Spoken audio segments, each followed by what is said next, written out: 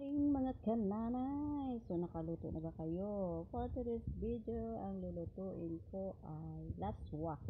Laswa, lauoy. Ewan ko anong tawag sa inyo. Basta yun na yun. Kayo nang bahala dyan.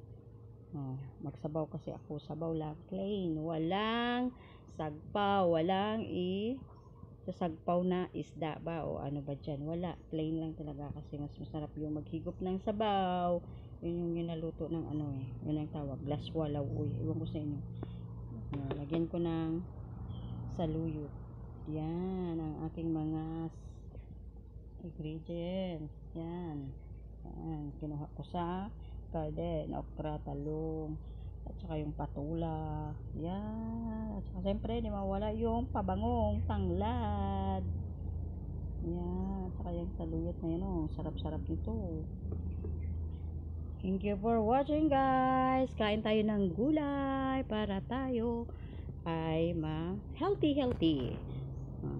Gulay is life, kaya dapat kumain ng gulay para hahaba ang ating buhay. Yun lang. God bless everyone. Bye-bye.